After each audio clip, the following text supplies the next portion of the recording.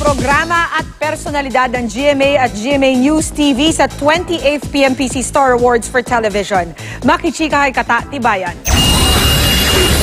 Excellence in Broadcast Award ang iginawan sa premyadong broadcast journalist, investigador ng bayan at 24 oras anchor na si Mike Enriquez.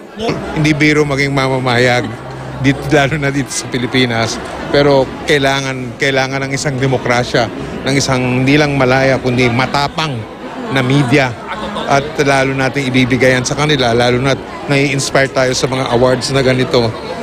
Kinilala naman Best News Program ang State of the Nation with Jessica Soho at Best Female Newscaster si Jessica Soho. Best Public Service Program host naman si Vicky Morales para sa Wish Ko Lang. Ang Eyewitness ang Best Documentary Program at ang mga host na sila Sandra Aguinaldo, Howie Severino, Jay Taruk at Cara David ang Best Documentary Program hosts. Nanguna naman ang I Wonder bilang Best Magazine Show at sina Cesar Apolinario at Susan Enriquez ang Best Magazine Show hosts. Best Educational Program ang Born to be Wild. Best Drama Anthology naman magpakailanman ni Mel Tiangco. Best Children's Show at Best Children's Show host ang Tropang Pochi.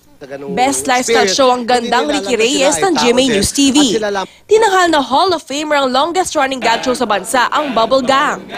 Best Comedy Actress ang reyna ng Bubble Gang na si Rufa May Quinto na very revealing sa suot na glittery gown. Nagulat naman si Seth Cadayona nang manalo siyang Best Comedy Actor. Best Game Show ang Celebrity Bluff ni na Eugene Domingo.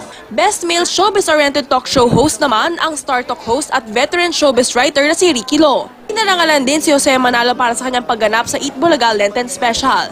Ang veteran actress na si Nova Villa ang Ading Fernando Lifetime Achievement Awardee. At Tatibayan nakatutok, 24 oras.